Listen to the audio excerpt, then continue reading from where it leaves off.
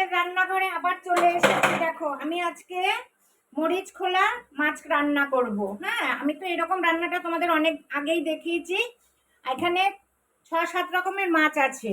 তোমার চিংড়ি মাছ, বাচা মাছ, তারপরে কি বলে পাবদা মাছ, পোনা মাছ, কাতলা মাছ, তারপরে কি জানো ওই যে এই যে এটা কি জানো, যাই হোক অনেক রকমের মাছ দিয়েছি, মানে বাজার থেকে ঘুরে ঘুরে ঘুরে ঘুরে এগুলো কিনে এনেছি। তারপরে এই যে মেখে রেখেছি, এখন আমার কর্তা মাখছে আরো, কেন আমি মাখতে পারছি না, কেন আমার হাত জ্বালা করে। তাই একটু সর্ষের তেল দিয়ে দিচ্ছি। আমি একটু আলু কুচিয়ে দিয়েছি। হ্যাঁ দেখো, এইবার আমি এখানে পাতা দিয়ে দিয়েছি। দেখো অলরেডি পাতা দিয়ে দিয়েছি। দাও এর মধ্যে, ওর মধ্যে তেল দিয়ে নি, দাও।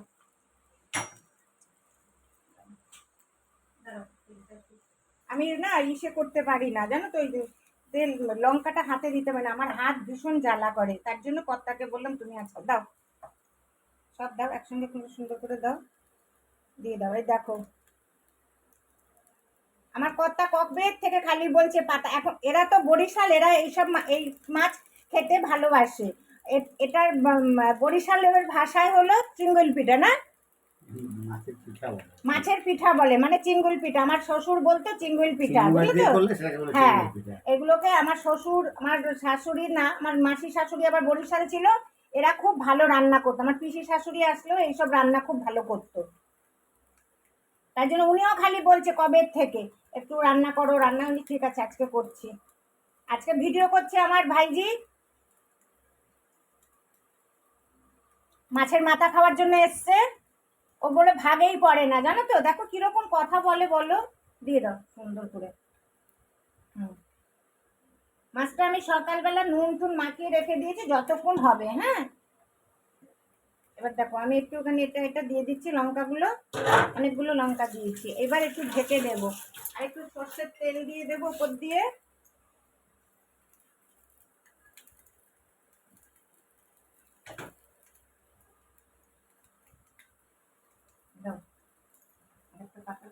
এবার ওইটা চাপা দাও। এবার এটা চাপা দিয়ে দিলাম। দেখো এবার যতক্ষণ হবে হতে থাক। কিন্তু এটা না রান্না, উনুনে রান্না করলে, কাঠের জালে রান্না করলে এটা খুব ভালো হয়, সুন্দর। হ্যাঁ, এটা সুন্দর হয়। আমি তো এরকম ঘুরিয়ে ঘুরিয়ে চারিদিক করি। তাহলে তোমরা দেখতে থাকো। দেখো বন্ধুরা, আমার মরিচ খোলা মাছের এই পর্যায়ে এসছে। তা আমার প্রায় হয়ে গেছে। হ্যাঁ, তা আমি এবার নামাবো। তোমরা আসো, কে কে খাবে বলো। এই দেখো, দেখেছো? এই দেখো খুব সুন্দর হয়েছে, গন্ধটা খুব সুন্দর বেরিয়েছে।